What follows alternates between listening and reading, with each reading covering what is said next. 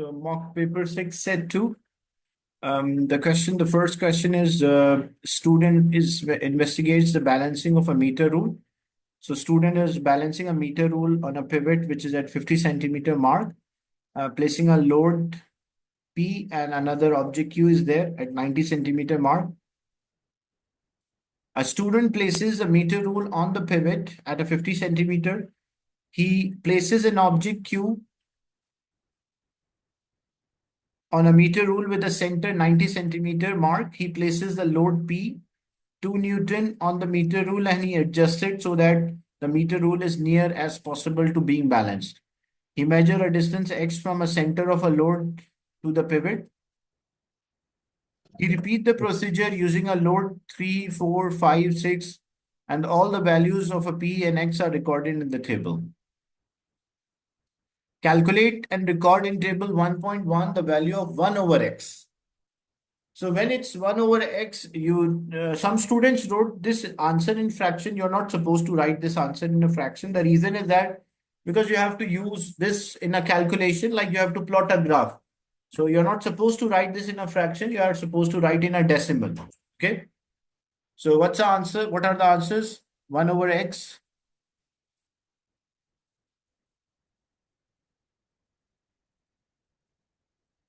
So 1 over X means 1 divided by 40. So when we do 1 divided by 40, this will be 0.025. Next is 0.037. Next is 0.050.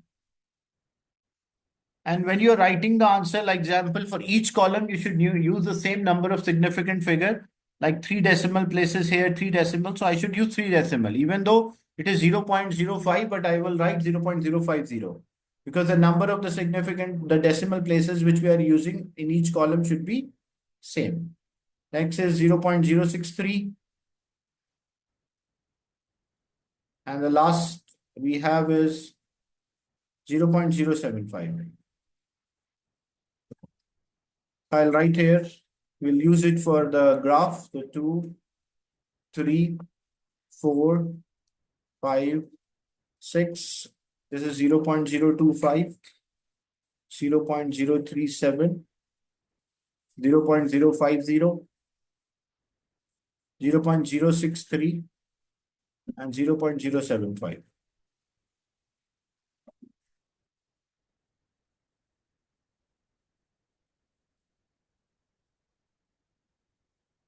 Now plot the graph. And now they mention start both axes from origin. So now we have a constraint that we have to start from origin and P is on y-axis. So this is the value of a P which is on y-axis and 1 over X is on x-axis. So this will be on x-axis. So we have to start both axes from the origin. P is on y-axis, so this should be 0. The maximum is 6. So if I have 0, 1, 2, 3, 4, that will make 5 only. So we'll not get 6. But if I select like example 1.5, 3, 3.5, 4.5, 6 will be there. So I will have 1.5. This is one way of selecting, or what else I can select? If it is 2, 4, 6, 8, 10. But if I select 2, 4, 6, 8, 10, I should use like this is only covering about 5 boxes out of 10. So it's like 60% I'm covering. So I should cover at least 70% of the graph paper. Okay. So for covering 70% of the graph paper, extend the scale.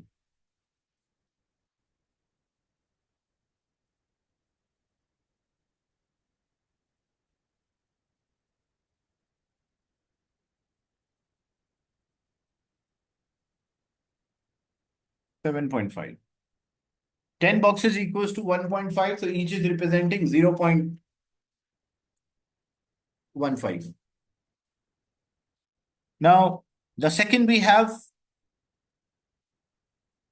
to start both axes from 0. So if it is 0.025, 0.05, 0.75, Or if I have 0.02, 0.02, 0.04, 0.06, 0.08, and it will be 0.10.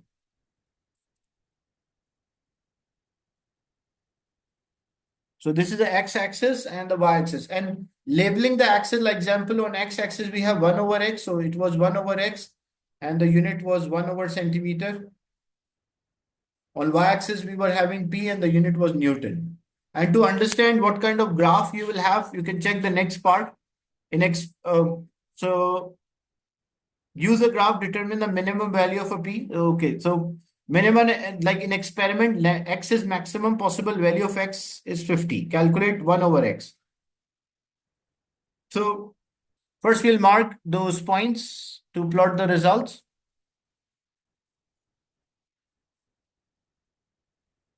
So when p is 2, I can reduce this scale as well. Like even if one of the axes I'm extending it, so it will be 2.0, 4.0, 6.0, 8.0, and 10. So 2 and 0.225. This is 2.04. So it will be 0.25 here. Then 3 and 0.37. This is 3 and 0.37. So this will be 0.3837. Then 4 and 0.05. 5 and 0.63.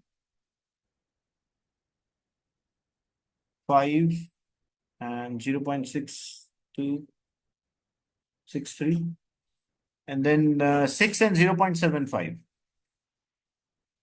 So 0.787675. So we have these points.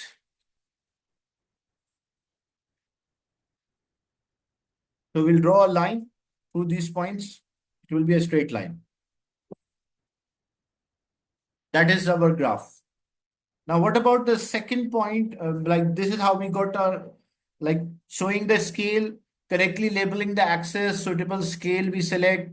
Like all plotting should be correct to a half small square and a line of a best fit. It should be thin and a continuous line.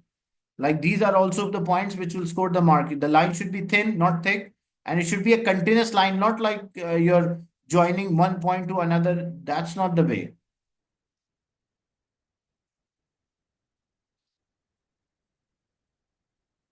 The next part,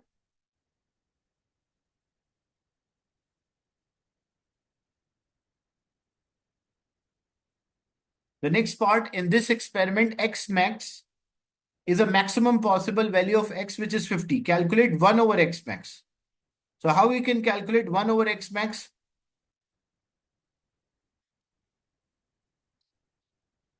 So maximum possible is 50. So what is 1 over x max? So 1 divided by 50. So 1 divided by 50, what will be the answer?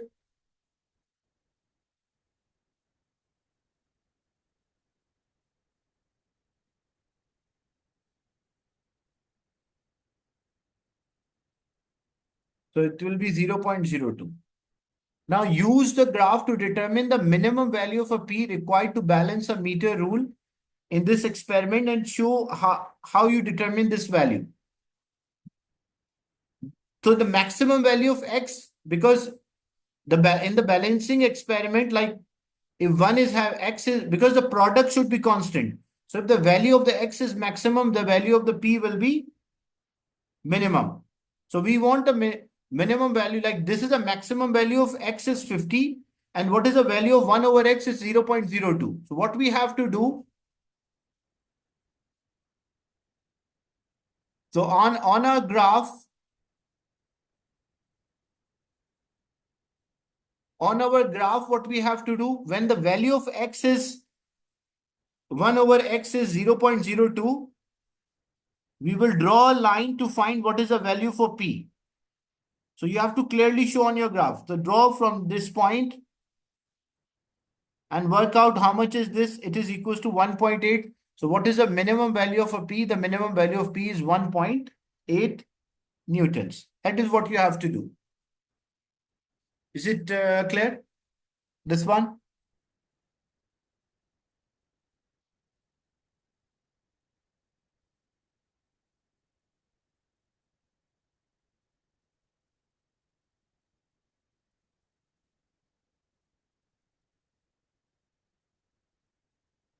Yeah, how we can, in the question,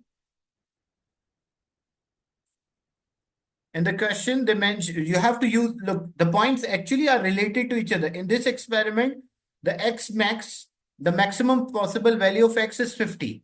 Calculate 1 over x max. So what we did, 1 over x max, so we got 1 divided by 50, 1 divided by 50, 0.02. So we wrote 0.02. Now use your graph to determine the minimum value of a p,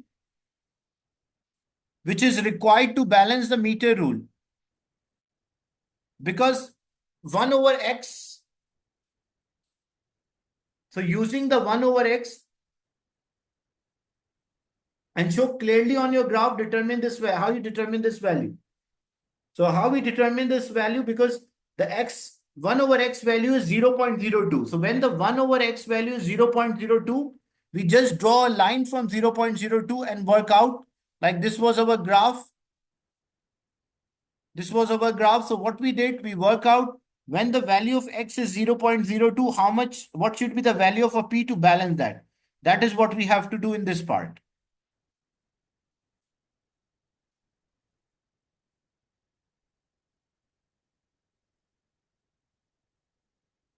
Now, in this experiment, the width of an object is slightly greater than the width of the meter rule. Explain how would you place an object accurately at 90 centimeter. You may draw a diagram.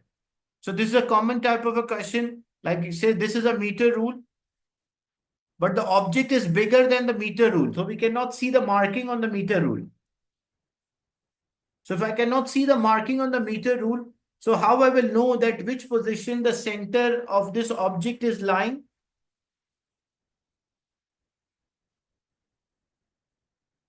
So what I should do, I will measure the two values and take an average.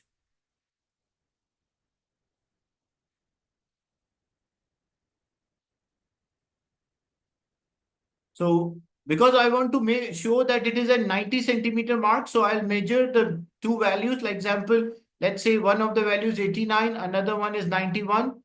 So the average will be, take 2 points, one before, one after, and take an average.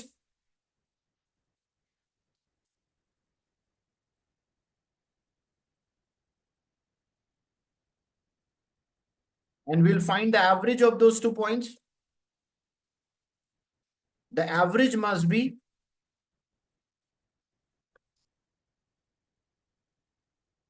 90.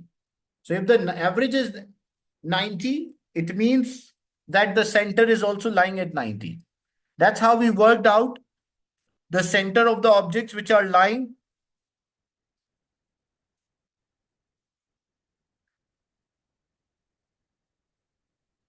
at 90 centimeter mark.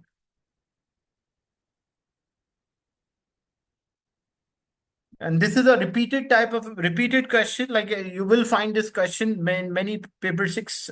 So try to learn the answer for such question. In this experiment, it is difficult to determine the exact position of the load that will make a rule balance. Explain briefly why this is difficult. Because what is the main difficulty in this experiment? It's difficult to balance a meter rule when the load is placed on it. So when any load is placed, when loads are placed on the meter rule, it's really hard to balance. Like I have load at Q and I have load at P. So it will be very hard to balance that. So the one difficulty whenever carrying out this experiment is difficult to balance a meter rule when the load is placed on it.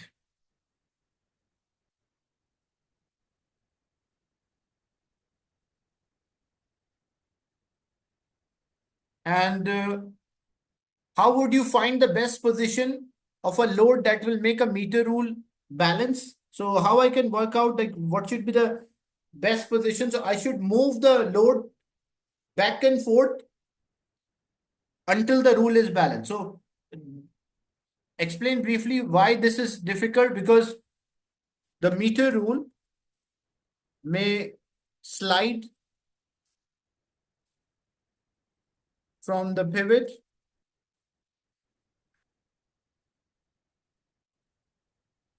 and what we should do for find the, yeah, continuously balance the meter rule on different points of pivot. Yeah, that's right.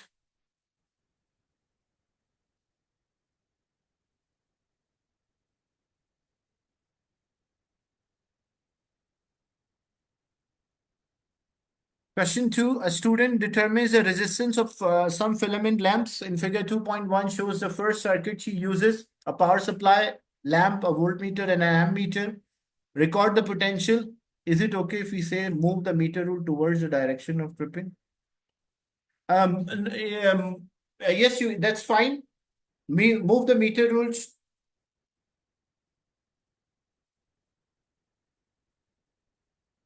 This is also fine. You can write that. So the volt 3.5, and what about the current? The current is 0.38. Good. Then calculate the resistance. So you have the voltage and the current. You just need the resistance with a include a unit. Look, why it's of 2 marks. 1 mark is for writing the unit. So the voltage was 3.5 and the current was 0.38. What's the answer?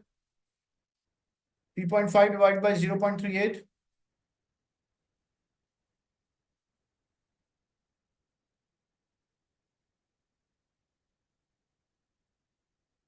9.2, because it's 3.5. So definitely like 9.2.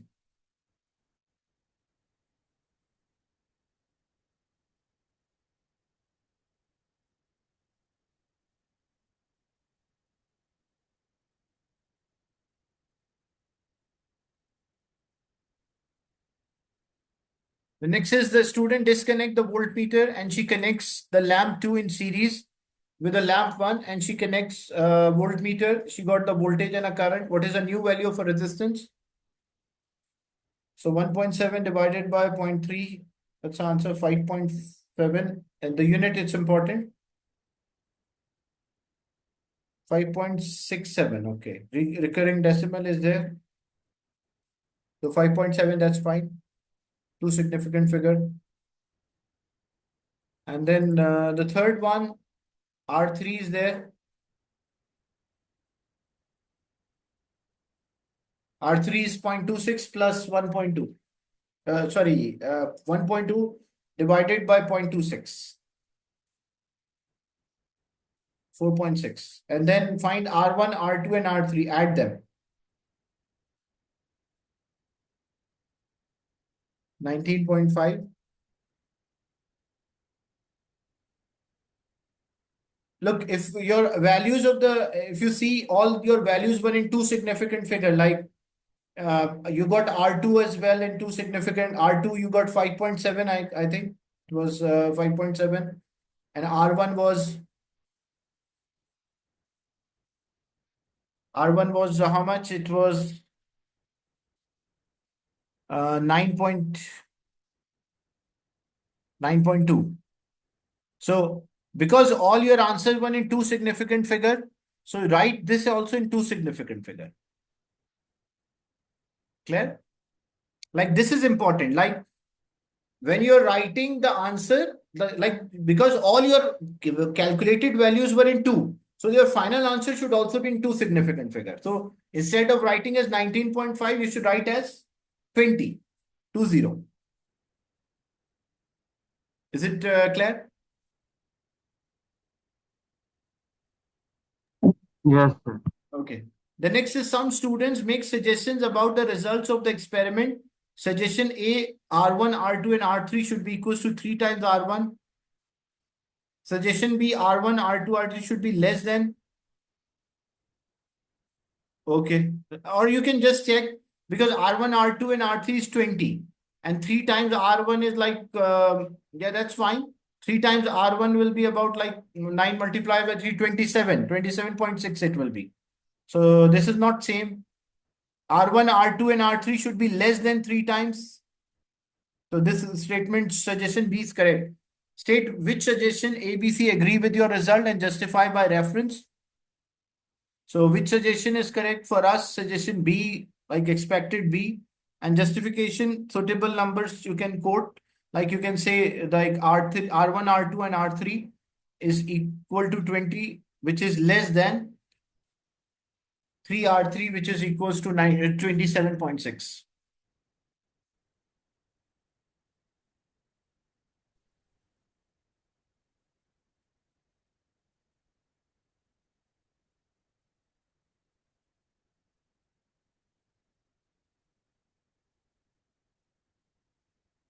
The next is draw a circuit diagram to show show the circuit used in part B. All three lamps are connected in series.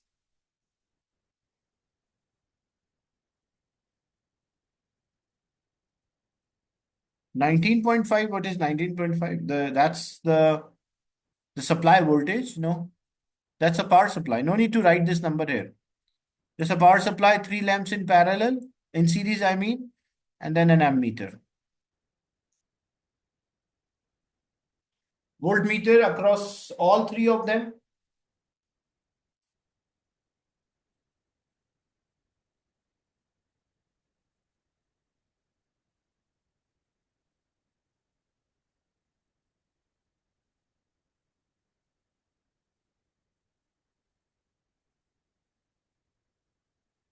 So an ammeter in series, a voltmeter.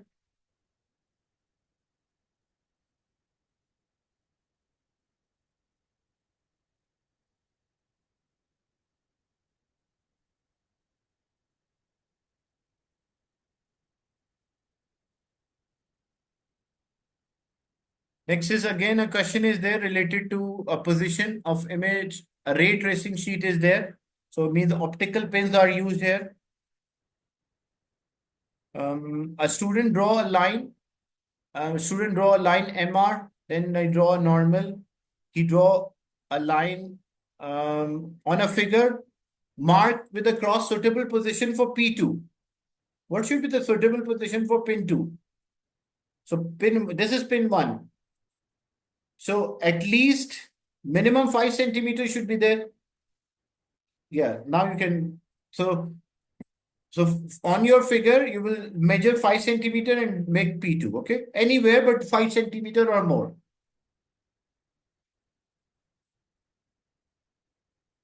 Then after drawing the position, now he places the pin 3 and pin 4 a distance so that the image is clearly behind P4. Draw a line joining P3 and P4 and continue until the extended light meets 7 centimeter beyond MR.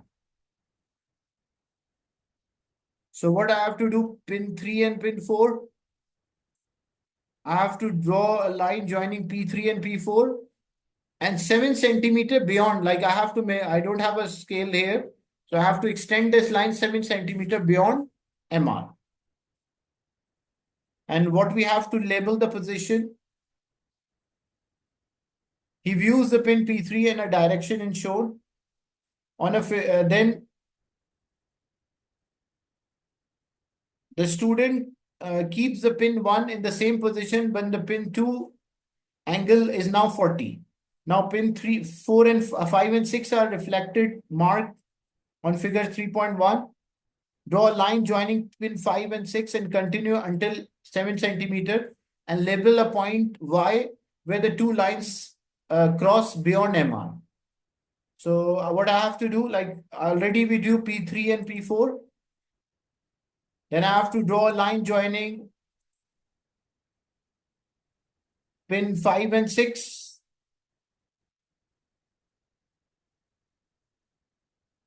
And I have to extend until 7 centimeter and until it meets this line. And I have to label a point. What was that point they mentioned? In the question, they mentioned this point, a certain name. That was uh, Y, point Y. Then draw a line from pin 1 to MR right angle and record A, and draw a line from label point Y to meet MR right angle and label that as B. So what we have to do, this is point Y. So we have to draw a line.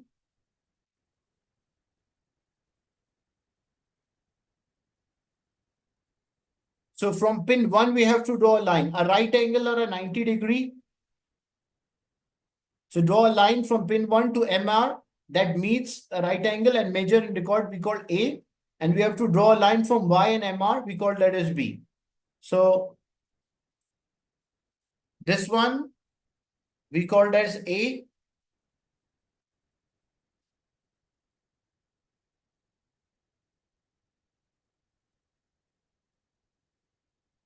We have to measure, and this was point Y, and we have to draw, and we call that as B. It should be 90-degree or perpendicular, that's right.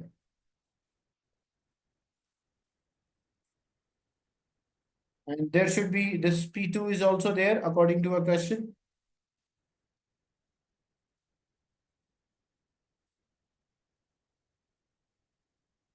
Now, the student remove all the pins. He places pin 7 on the normal at a distance of 6 centimeters from the mirror.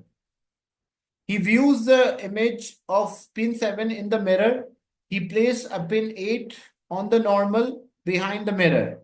He adjusted on the mirror. He placed the pin P8 on the normal of behind the mirror. He adjusted the position of pin 8 so that the image of the bottom of the pin 7 and the top of the pin 8 seen over each other,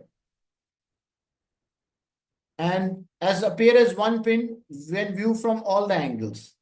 On a figure, measure a distance x along the normal between the pin 8. So this we have to measure using a scale, a ruler. You have to measure this distance and write it there. Now complete the diagram. This is a mirror. Complete the diagram in figure 3.2 to show the appearance of the image of pin 7 and pin as described in C. Like we drew them on the normal and they appear as one. Like what we did, that the student remove all the pins. He placed a pin 7 on the normal at a distance of 6 centimeter in front. So here, this is a mirror and he places a pin which is 6 centimeter. Pin 7 he placed. Any number 6 centimeter from the mirror on the normal. Then what he did, he views the image of this pin 7 in the mirror. Like he's observing, and he placed a pin 8. Sorry, pin 7 is here. Because he's observing yeah, pin 7 is here, not there. Because the mirror reflecting surface, yes, that's right. This is a reflecting surface. So this is pin 7. And he's observing a image, and he's observing an image where the image appear. He placed another pin, that is pin 8. On the opposite side, he placed.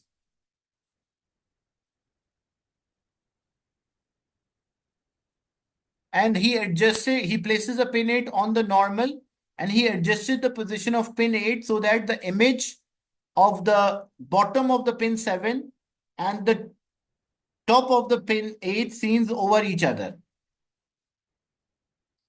So what we have to do, we have to, like, these pins appear as one. So complete a diagram. So what we have to do, we just have to draw like this. That the pins are appearing one, like this is pin 8. Okay. This is pin 8 and this is pin 7. So pin 7 and pin 8 are like one behind the other at all the angles.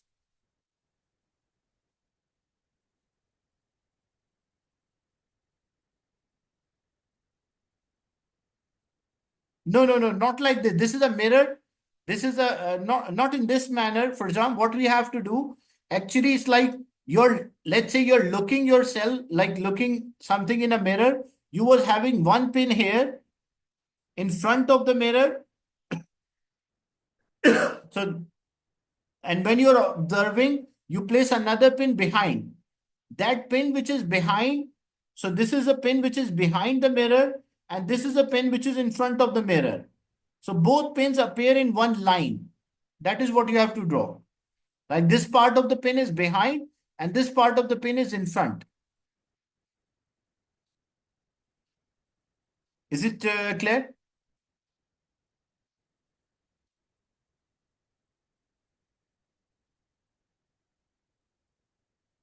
When you look something into a mirror, this is a mirror which you are facing. Like example, if I place a pin here,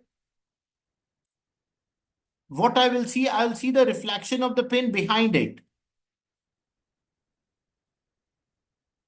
So now what we did, we have this mirror.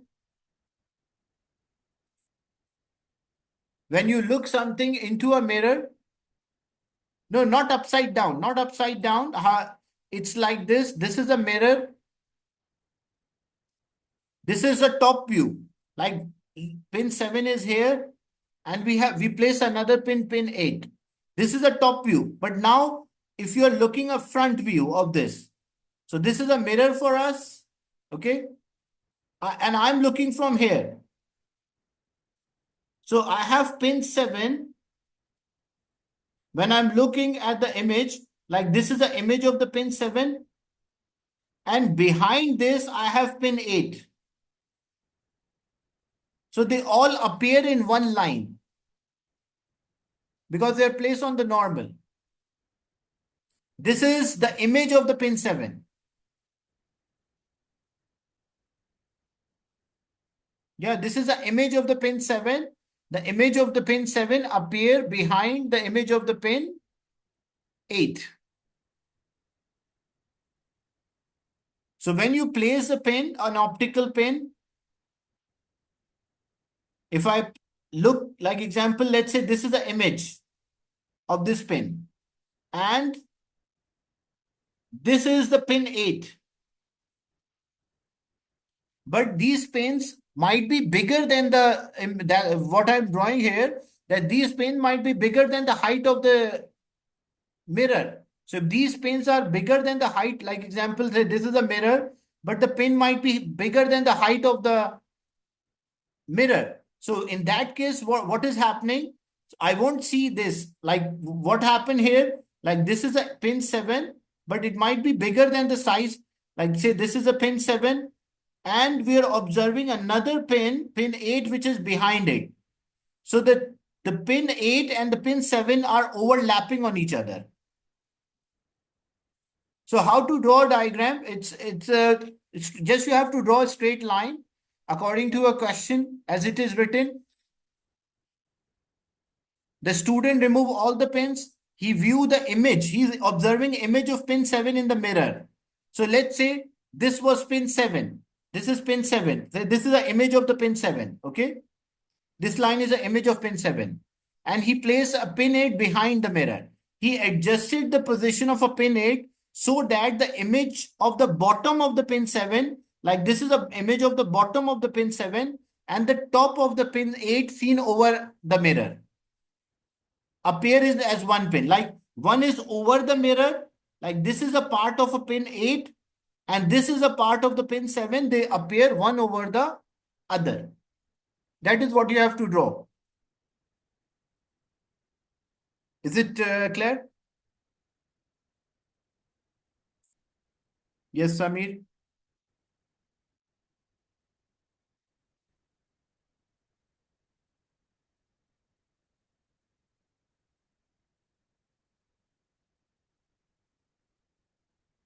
Then a student expected the reading shown that the image formed by a plane mirror is same distance behind, like A and B should be same. State whether your readings show that the image in a plane mirror is same and justify your statement with reference, like because like if you remember, the pin 7 was placed 6 centimeter.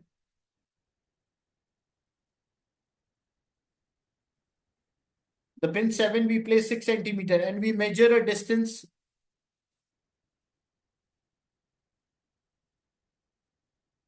So yeah, are not appearing as same, because when you like A and B, when you measure A and B were not having the same value.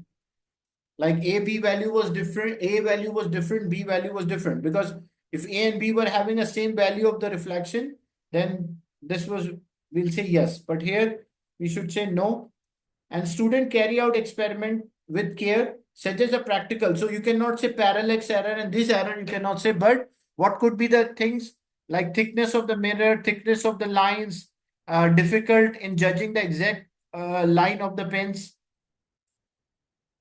So even thickness of the line, thickness of the pin is not about experimental accuracy. That's a constraint in the method.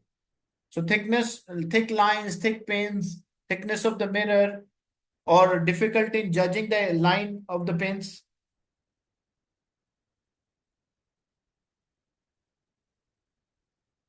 Yeah, this answer can be yes as well. But when it will be yes, if your value of A and B are equal.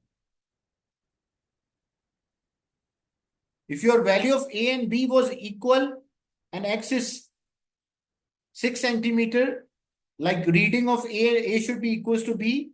When X is 6 centimeter, if this is your get A is equals to B, you will say yes.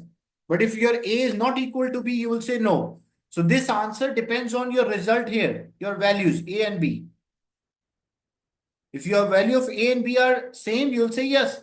If they are not same, you will say no.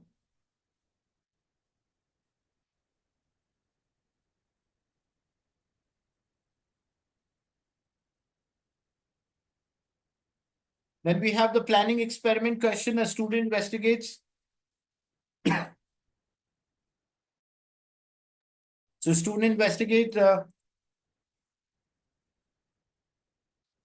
how the color of a surface of a material affects the rate of heat loss. She knows the black surfaces are better radiator. And so plan an experiment. Draw a diagram of the apparatus. How would you carry out this investigation?